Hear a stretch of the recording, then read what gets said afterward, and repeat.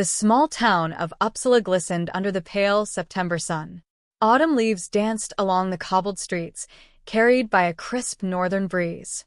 At the edge of town stood a large wooden house painted in a faded red, with white window frames and a steep roof that had sheltered generations of the Lindstrom family.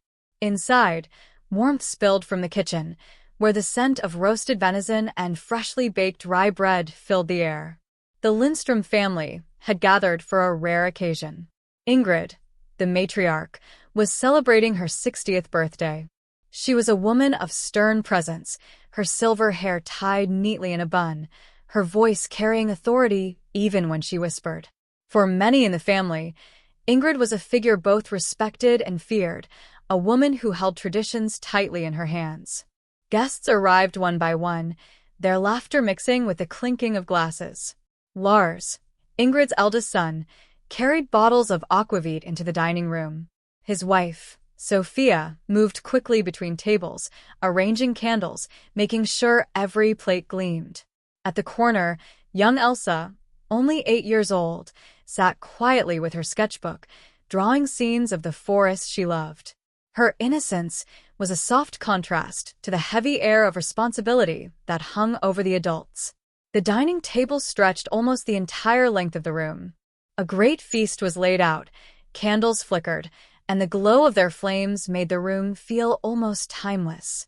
Family members toasted Ingrid's long life, praising her strength and dedication. Ingrid listened with a faint smile, her sharp eyes never missing a detail. She sat at the head of the table, watching every movement as though she were a queen guarding her court. As the evening grew older, the conversations became livelier. Stories of the past were retold, some with laughter, others with a subtle shadow of pain. Ingrid's daughters-in-law shared glances, careful not to say too much in her presence. There was a sense, unspoken but undeniable, that beneath the warmth of the celebration, something fragile trembled. And then, as Ingrid raised her glass to thank her guests, a small voice broke through the chatter. Elsa, leaning forward with her bright blue eyes wide, asked a question so simple, yet so piercing, that it silenced the entire room. "Grandmother, when can I stop taking the magic vitamins?" The glass paused in Ingrid's hand. A stillness fell upon the table, as if the very air had been stolen. Every gaze turned to the child, whose innocent question had cracked open the surface of a secret buried deep within the family. Ingrid lowered her glass slowly. Her smile did not return. The dining room remained frozen. The flickering of the candles cast long shadows on the walls, and the ticking of the grandfather clock suddenly felt louder than every breath in the room. Elsa blinked, confused by the sudden silence. She had spoken in the way children often do, with no thought of consequence. Her tiny fingers still clutched the sketchbook, her drawing half-finished, as she repeated softly, almost in a whisper, "When can I stop taking the magic vitamins?" Lars shifted in his seat, his broad shoulders stiff. He looked at Sophia, his wife, whose hand had gone pale around her wine glass. Sophia's lips trembled as though she wanted to speak, but Ingrid's sharp gaze stopped her. That gaze had silenced many before, and now it carried the weight of command. Ingrid finally placed her glass down. Her voice was calm, yet it cut through the air like a blade. "Elsa, darling, those vitamins are important. We will talk about it later." But the room had already changed. Every adult seated at that long wooden table felt it. A current of unease, a ripple of questions left unspoken. What vitamins? Why had no one else heard of them? And why had Elsa asked about stopping them? Eric, Ingrid's youngest son, cleared his throat. His eyes darted from Ingrid to Sophia, then back to little Elsa. There was something in his expression, a flicker of recognition, as though he too had seen something before, but had chosen to remain silent. Elsa pouted. She did not like being brushed aside. She set down her fork with a small clang and crossed her arms. "But I don't like them. They taste strange. And they make me feel dizzy." The words landed heavy. A child's complaint, yes, but wrapped in it was a truth that made Lars's jaw tighten. Ingrid leaned forward, her hands clasped tightly on the table. "Elsa, enough." Her voice left no room for defiance. Elsa shrank back into her chair, eyes glistening with confusion. The adults tried to resume their conversations, but the ease was gone. The laughter that once filled the air was replaced by stilted remarks and forced smiles. Sophia's hand brushed against Lars's arm under the table. Her touch was a silent plea. He knew. She knew. They both knew. But under Ingrid's roof, words had to be chosen carefully, if spoken at all. The dinner dragged on, each toast sounding hollower than the last. The shadows in the room grew longer, and with them grew the silence that no one dared to break. Upstairs, in the quiet of the house, the night waited. And with it, the truth that could no longer remain hidden. The celebration ended with forced cheer, though the memory of Elsa's question lingered in every corner of the house. One by one, the family members departed into the chilly Uppsala night, their car lights vanishing down the narrow road lined with birch trees. Only the closest kin remained inside the old red house. The kitchen was quiet now, the clatter of plates replaced by the soft creak of the wooden beams above. Elsa had been sent to bed, though her restless shifting upstairs betrayed her unease. Sophia stood by the sink, her hands submerged in cold water though the dishes were long done. Her thoughts churned louder than any task she performed. She glanced at Lars, who sat slouched at the table, his fingers pressed against his forehead. She finally broke the silence. Lars, she should not be taking those pills. He did not look up. His voice was low, carrying the exhaustion of years. You think I don't know that? But try telling Mother. Sophia dried her hands, her movements sharp with frustration. She is a child. Our child. And you allow your mother to decide what goes into her body. Lars lifted his gaze. His eyes were bloodshot, not from drink, but from the weight of carrying something he could not share. It is not as simple as you think. Before Sophia could reply, the sound of footsteps echoed from the staircase. Elsa appeared in her nightdress, clutching a small tin box in her hands. She looked pale, her hair tangled from restless turning. I could not sleep, she whispered. The box was set carefully on the table. Sophia opened it, and inside lay small white tablets, neatly lined as though prepared with precision. Sophia's stomach turned. She has been taking these every day. Elsa nodded. Grandmother says they are magic. She says they keep me strong. Sophia's breath caught. She turned to Lars, her eyes fierce. And you let this happen. Lars stood, his chair scraping loudly against the floor. Keep your voice down. Do you want her to hear us? But it was already too late. From the doorway, Ingrid stood with her hands clasped, her figure looming tall and still, her expression unreadable. Her voice was calm, almost gentle. Elsa, darling, come back upstairs. Those are only your special vitamins. Elsa obeyed, hesitating only long enough to glance at her parents with confused eyes. She climbed the stairs slowly, leaving the box on the table. When the child was gone, Ingrid stepped forward, her gaze sharp as glass. Neither of you will speak of this again. The firelight caught the edge of her face, casting half of it in shadow. Her words were soft, but in them was the promise of consequence. Morning came gray and cold, with mist curling low across the garden. The Lindstrom house stood quiet, yet tension pulsed beneath its wooden walls. Sophia awoke early, unable to shake the image of the tablets resting in their tin. Her thoughts twisted restlessly as she dressed and made her way downstairs. The dining room looked different in daylight, less warm, more severe. The box of pills was gone. Sophia's heart quickened. She opened drawers and cupboards, searching for any trace, but the surface was spotless, as though the night before had been a dream. From the hallway, a creak. Lars entered, his face heavy with fatigue. He saw her searching but said nothing. He moved past her, opened the bureau, and reached for the bottom drawer. To her surprise, it was locked. Sophia frowned. Since when do we lock drawers in this house? Lars did not answer. He held the key tightly in his hand, as if it were part of him. She stepped closer, her voice sharper. Lars, what is she giving our daughter? He finally looked at her. His expression was torn, as though two versions of himself battled within. You must trust me. Not everything is what it seems. Her patience frayed. No. Trust has kept me silent long enough. That child feels dizzy. She feels strange, and still you say nothing. Lars's jaw clenched. He placed the key back in his pocket, turned, and walked away without another word. Sophia's hands shook. She pressed her palms to the cool wood of the bureau, whispering to herself, I will find out, with or without him. Upstairs, Elsa stirred in her bed. She sat upright suddenly, her small chest heaving. She reached for her throat, gasping, before the fit passed. Sweat dampened her hairline. She whispered into the empty room, I don't want the magic anymore. From the doorway, Ingrid's shadow fell across the floorboards. Her voice was soft, but it chilled the air. Shh, darling. Everything will be fine. By midday, Sophia could no longer endure the silence. She wrapped Elsa in a thick coat and guided her through the narrow streets of Uppsala. The autumn air smelled of smoke from chimneys, and bicycles rattled past on the cobbled lanes. Sophia kept a firm grip on her daughter's hand, her mind set on one destination. The old apothecary shop stood near the cathedral, its wooden sign faded with age. Inside, the shelves were lined with jars of herbs, tinctures, and powders, the air heavy with the scent of dried lavender.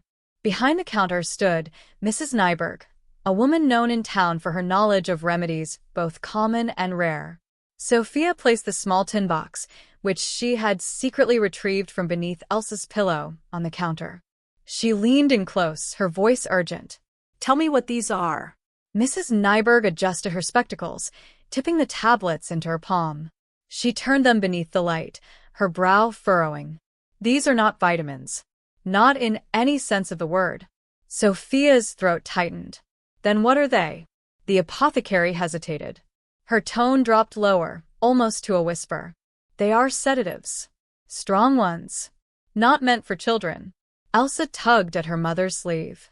See, I told you they make me sleepy. Sophia gathered the tablets quickly, her hands trembling. Who would give these to a child? Mrs. Nyberg's gaze sharpened. Someone who wishes to keep the child quiet. The words struck like ice. Sophia pulled Elsa close, her heart pounding. She left the shop without another word, the tin clutched tightly in her hand. As they stepped back into the cool afternoon, Sophia glanced over her shoulder. Across the street, half hidden by the shadow of a lamppost, stood Ingrid. Her silver hair glistened in the pale sun, her eyes fixed directly on them. Sophia froze. Her breath caught. Ingrid did not move, did not speak.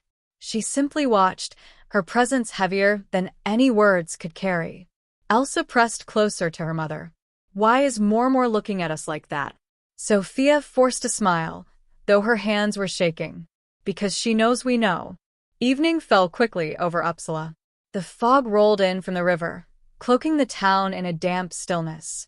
Inside the Lindstrom house, the atmosphere grew tighter, the walls themselves seeming to listen. Sophia returned with Elsa, her coat damp from mist, her thoughts burning with the revelation at the apothecary. Lars was waiting in the hallway. His eyes darkened when he saw the tin clutched in her hand. You should not have taken her there, he said, his voice low and strained. Sophia's anger boiled over. She is our daughter, Lars. Not your mother's. And these are not vitamins. They are drugs. Lars's gaze shifted to the staircase, as though fearing his mother might descend at any moment. He pulled Sophia into the sitting room, shutting the door firmly. You do not understand. Then make me understand, she shot back. Because right now all I see is a child poisoned under her grandmother's roof. Lars's hand trembled as he ran it through his hair. His voice cracked, raw with guilt. Mother says Elsa must be kept calm. That, without them, something terrible might happen. Sophia's breath hitched. Something terrible. To her or to you. Before Lars could answer, the door opened. Ingrid stepped inside without knocking, her presence filling the room. She carried herself with the quiet assurance of one who knew control was hers to keep. Her eyes flicked to the tin in Sophia's hand. Give that to me. Sophia tightened her grip. Not until you explain. Why are you drugging my child? Ingrid's lips curved into a smile that never reached her eyes. Because she is special. She must be guided. You would not understand. Sophia stepped forward, her voice shaking yet fierce. No. She is a little girl. And you are destroying her. Ingrid's gaze hardened, her voice turning cold as winter. If you remove those tablets, you will regret it. The fire crackled in the hearth, shadows leaping across the walls. For a moment, no one moved. Sophia stood with the tin pressed to her chest, Lars torn between his wife and his mother, and Ingrid towering above them both, a figure of unyielding command. Then, from the hallway, Elsa's voice rang out, fragile and frightened. Mama. The sound broke the silence, like glass. Sophia rushed into the hallway, where Elsa stood trembling in her nightdress. The child's eyes were wide, her small hands gripping the banister as though it were the only thing keeping her steady. "Mama, I had another dream," she whispered. "They were shouting inside my head." Sophia knelt, pulling Elsa into her arms. "It is all right, darling. You are safe now." Behind them, Ingrid's presence loomed from the sitting room. Her voice carried through the doorway, calm yet commanding. "Bring her here. She must learn the truth."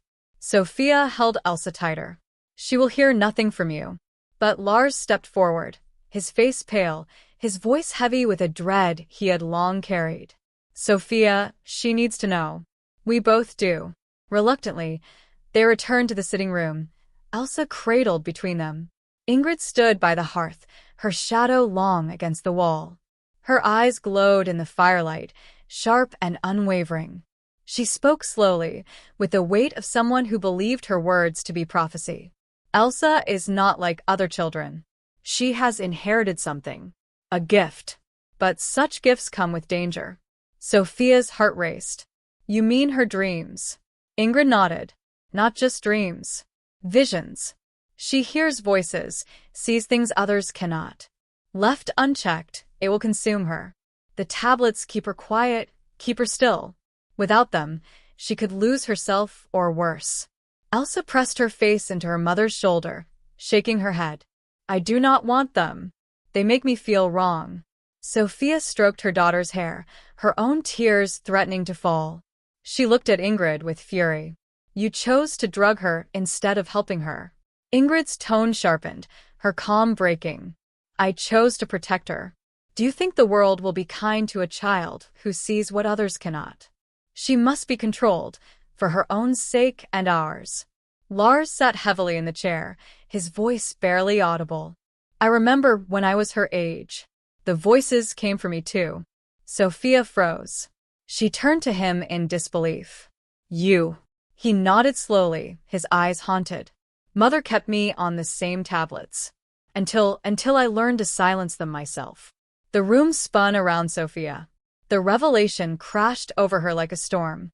Elsa's small sobs, Lars's broken confession, Ingrid's unyielding authority, each piece of truth tangled into a knot she could no longer ignore. From outside, the wind howled through the birch trees, rattling the shutters. The house felt colder than ever, as though the walls themselves recoiled from the secrets now laid bare. And in the silence that followed, Sophia knew one thing with certainty. The tablets had to end. The night deepened, heavy with silence, yet Sophia's mind would not rest. She lay awake beside Elsa, listening to the child's shallow breaths as she drifted in uneasy sleep. Each rise and fall of her chest was a reminder of the choice Sophia knew she had to make. She could no longer allow Ingrid's hand to guide their lives. The tablets had to be destroyed, and Elsa had to be taken far from this house.